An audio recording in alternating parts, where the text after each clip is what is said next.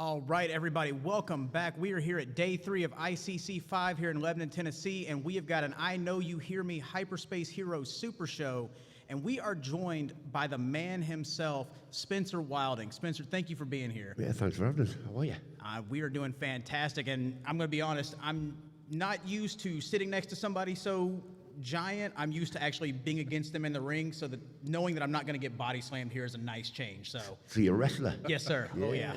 Cool. Is that your belt? Yes, sir, it is. Is that a world title belt? It counts as one to me. That's so awesome, mate. They Yeah, they wouldn't give me one, so I went and got one made like Ted DiBiase. So got to pull from the heroes. Yeah. But I mean, you've got such an amazing and extensive career. There are two things that I want to talk about. First being Rogue One. The biggest thing for me is you got to be the man in the suit for the Darth Vader that fans have been craving to see on screen, this bloodthirsty killing machine. What was that like for you, getting that experience and getting to bring that character to life physically? Yeah, well, two of us play the part, myself and Dan. So Dan does the end scene, I do all the other scenes and the promotional work. But like all my characters, it's very special, you know? It's a gift from above. And I was 40 films in when I landed Vader. And there was a process. There was like 4 self-tapes before we got to Pinewood Studios for the last audition.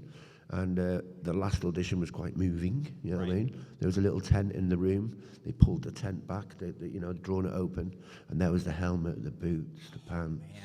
Do you know what I mean? Absolutely. And it was a moment there, we just looked at each other. You're not looking at it like a costume, you're looking at the characters looking at you, and you're looking at the character, and he accepts you, you know what I mean? Or he doesn't, one of the two. But to play Vader, it's an iconic bad Absolutely. guy. I mean, that's pop culture. If anybody says Star Wars, that's the first image that comes up. And then, like that, I mean, literally, that movie gave us the Vader that we have been wanting to see from the comics, from the books. Everything that we didn't get, on screen, that came to life in that movie. So that, I mean, I can't even imagine that. Oh, it's incredible. Yeah, it's great. Absolutely. Yeah. Great memories. For sure, for sure. Great feelings. One of my favorite recent Star Wars movies that's come out as well. So, I mean, it's amazing. Cool. Guys, any questions y'all want to throw his way? Yeah, that hallway scene was just an iconic scene. It was just an epic scene. Were there any other scenes that didn't get we didn't see? I didn't do the end scene. I do all the other scenes. Okay. So what you see on the screen is myself and Dan's work. If there's other scenes, I can't talk about them because they may bring them back down the line, Okay. Fair enough. Absolutely. You said 40 films in when you got the Vader role. So you've got an extensive background, including in even recent films. This is the new D&D. You've been in Doctor Who, Fast and Furious, Men in Black, Guardians, Hitchhiker's Guide to the Galaxy. How did you get into acting? What was your start? Well, I had a dream, you know what I mean? I was a spiritual kid. And I started kickboxing and boxing, I was very dyslexic. I couldn't read or write till I was 32. It was a late starter. I was very physical, but the theory side didn't land too good because in school they didn't understand about dyslexia when I was a child. So I was a class clown. I had to get my attention other ways. And I always felt that I was going to be a movie star or something like that, a stuntman or something. And so I listened to my thoughts. I said, little thoughts come back to me, say, you're going to be a champion kickboxer, be a guy in the audience, go, want to be in the movies? He wasn't there, but it's similar what happened when I took the Welsh and British title. I got signed at the sports agency that put athletes in the top of the game, into adverts, TV and things like that. And then I got more of an acting agent down the line, 50 films later, I'm here with you guys, talking about our stuff.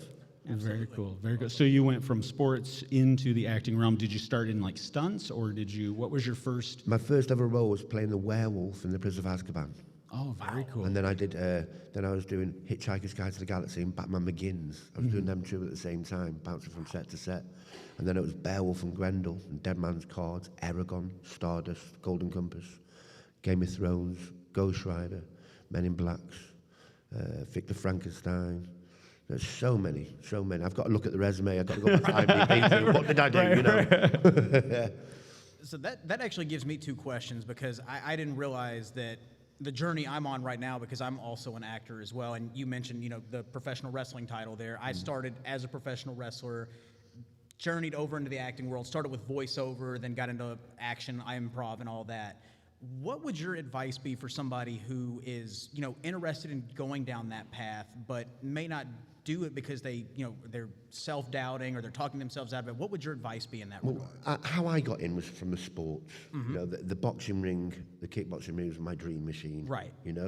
But if you're going to pursue being an actor, you've got to be thick-skinned. Absolutely. You've got to handle rejection and turn it into a positive. Absolutely. I used to go up to London once a week for auditions and get knocked back. And then I started to think, well, you know what? I'm going to see another casting agent. So they've got very, very good memories. Just always smile, bring it for them. If you don't get a job, don't feel bitter about it. Yeah. Just move on to the next one. And it's all confidence building, Absolutely. And then I started to land in and bang, bang, bang, one after each other. Yep. So just take yourself out of comfort zone, learning some monologues, get yourself on tape.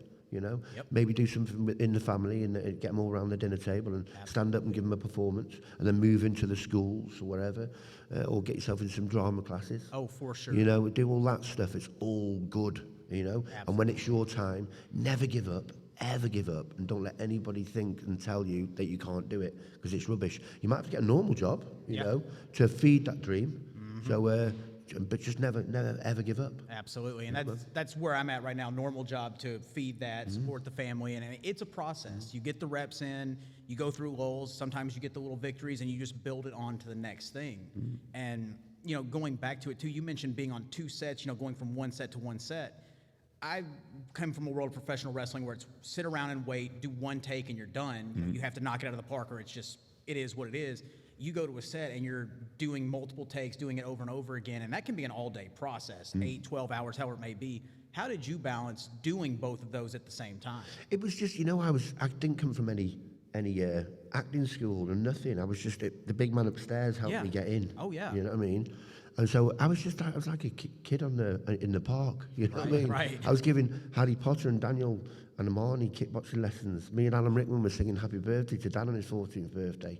I was just flashing my 6-pack off and doing kicks. I was like enjoying myself. And then I'm still doing it now. Right. I'm still active. So I just love it. Now I just want to see Harry Potter doing kickboxing. So thank you for that. Yeah, he can move well. And then years later, I worked on Victor Frankenstein. Right, And I got to work with Dan again, and he's such a beautiful soul. Absolutely. I mean, I've heard a lot of interviews that he's done, and I've seen the way people talk about him. He's beautiful. He's a straight up dude. He's cool. Absolutely, guys.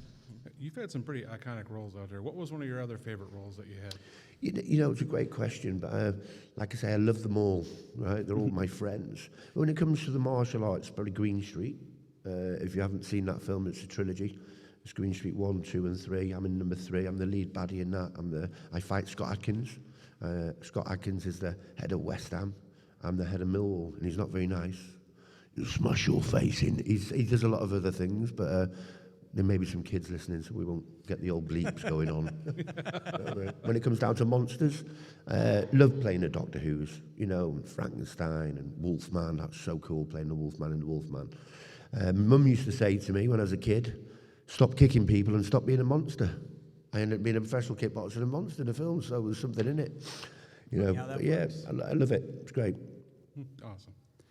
So working in different, on films and different production crews, what have you learned along the way in terms of, What learned me, I learned how to read. You know what I mean? So that it's always handy when you're an actor to learn how to read. But it was just I found different ways. I've studied about dyslexia and different ways to help that brain develop, that part of the brain, which is I'm home with the big boys now, which is great. And you're just learning your acting, your craft always comes along. I've got like a switch now; it clicks on, and the character just comes through. Which is great. But you always got to take yourself out your comfort zone and keep on, muscle memory, and just keep on at it. Who have been some of the people on the production side that have really influenced you the most? I got to work with Robert De Niro. Do you know what I mean? On Stardust, Chris Hemsworth, Michael Caine, all the Harry Potter cast. I've worked with so many, and I look at them. I look up to them and see how they do things as well. See if they're always learning me, different energies. You're always learning till the day you die. Mm-hmm.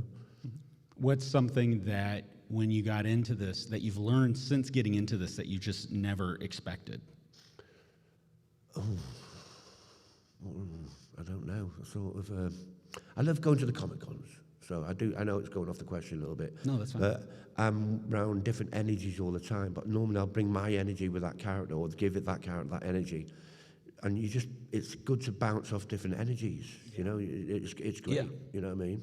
Yeah. Hope that was sort of your... No, that's fine. Yeah, absolutely.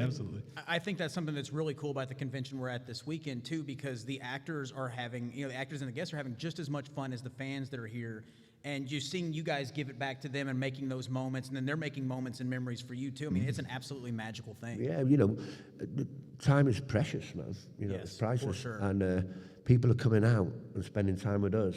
Absolutely. And we're spending time with them. I'm a fan of the fans, you know. Yep. I go all around the world doing comic because when I'm not filming, and it's great to see all the passion that goes into some of them costumes. The cosplayers. My daughter's a big cosplayer. She's Mermaid Miss Wales, and she does Daughter of the Sith and things like that. She's pretty cool. And I got my two boys, Bobby, Joe, and George. They're more like motorbikes and chasing girls, you know. Driving cars is what it is. As most boys are, I don't know right? where to get that from. Yeah. I love it.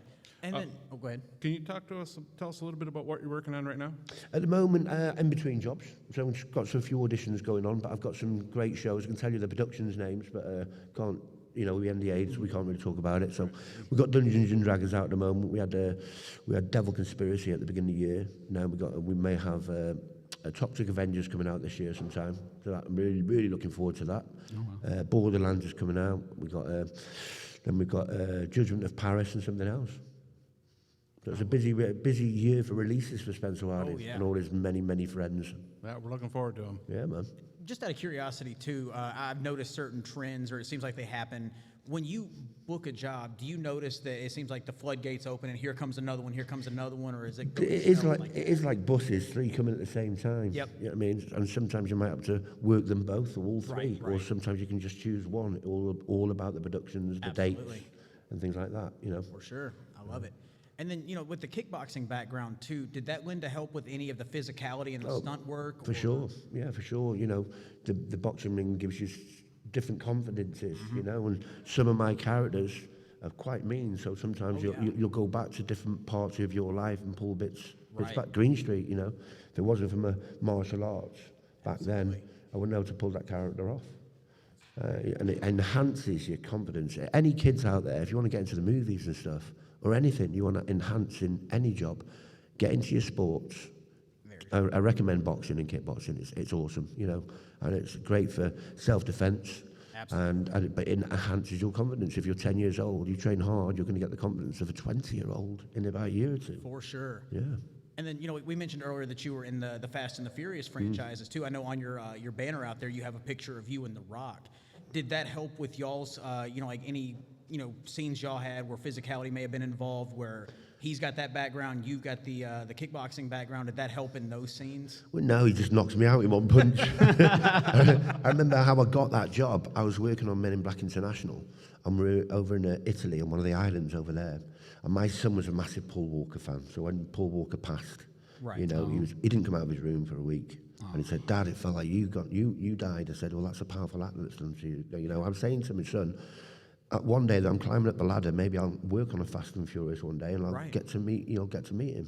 So that didn't happen. But so when I told that story to the production in Men in Black, I got a phone call a week later when I come home off the job, and they said, "Spen, can you come and do a little cameo for us on Fast and Furious?" Hobbs Shaw, and I yeah. Who's it with? Absolutely. The Rock. I went, "No way, I'm going to get to have a fight with The Rock." "Well, not really." So he knocked you out in one punch. So I had to really milk that scene and pull some faces, and, it's trailer material, and everybody enjoyed the scene. Right. But it's so awesome to work with Jason Statham and Mr. Johnson, Them two are amazing human beings. You know what I mean? Absolutely. So dedicated to their craft as well. 100%. And that's something that's so cool too, because especially in his case, he branched out from being almost one-dimensional professional wrestler that was pigeonholed into everything that he's doing now. And the fact too that you were even on set and you tower over him, like that's something that just absolutely... it was a bit of a movie cheek. Okay. The Rock's about 6'5", I'm 6'8", but they put me on a foot-high box. Right. So I ridiculously look big. Right, you know what I right. mean? And they put a muscle suit under my boiler suit you know, so to fill me out a bit, I'd still look small next to him. You know, I was just looking at his arms, like, can I squeeze them? Look at the size of them. Can I get some of the mana, please? He trained 10 times a day as well. I know.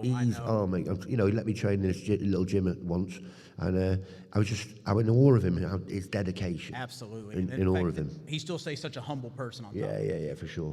Man, well, guys, as we're wrapping up here, are there any other questions that you'd like to ask? In terms of where have been some of the your favorite filming locations that you've been to? Scenery, most definitely Iceland. We did Bale from Grendel there with Gerald Butler, Tony Curran. Have you ever been to Iceland? No. It's unbelievable. You get like 150 miles an hour winds, and everything's volcanic rock. So there's faces in the rock where the winds are sculpting them. You know, it's like the big man upstairs has got his paintbrush out and just sculpting and stuff. It's unbelievable. And there's like 50, 60-foot waves, and you can stand literally 2 foot next to the beach and you just crash on your toes coming down. And it's huge, like 2,000-foot cliffs. You just expect to see a dinosaur walking about. It's that sort of feeling. Oh, that's cool. And the people are just lovely. That's know? awesome. Yeah. Very cool. Look, I filmed in Chicago on Jupiter Ascending for the Wachowskis, my favourite directors for sure. Filmed in New Orleans on the Green Lantern playing Kilowog. You know, Okay. got to throw Ryan Reynolds about. You know, he's a good sport. And he's just bought Wrexham football grounds, which is just up the road from us. So hopefully I'll get to see him again one day. I haven't seen him for over 10 years. It'd be great to shake his hand and congratulate him for his ongoing success, you know. Very cool. Yeah, Very man. cool. Absolutely. Well, guys, Spencer's here for the rest of the day, so if you're out here on the convention floor, make sure you go by his booth, get a picture, get an autograph, tell him what you loved him in, and just hang out with him, because I'm sitting right here telling you he's a cool guy. I mean, he enjoys this as much as we do, so go out, make some memories, get the experience, and just have some fun here. This has been an amazing weekend, and we've made more friends. We've seen friends that we haven't seen in, at least a year, which flew by, but the fact that we're here doing this again is an absolute honor, and Spencer, to have you up here with us is just amazing. Yeah, So, great. And kids, any kids out there, follow your dreams. Yeah, work hard, fill your brains up with the good stuff, and be careful crossing the road and eat your sprouts. could not have said it any better. Well, May the guys, force be with you. thank you all for tuning into this one. Hyperspace Heroes, thanks for being up here with me. Make sure you get us all on social media. We'll have everything in our show notes. So, guys, until next time, get out there and have some fun. Put some positivity in your life. Go on. And I know you hear me. Amen.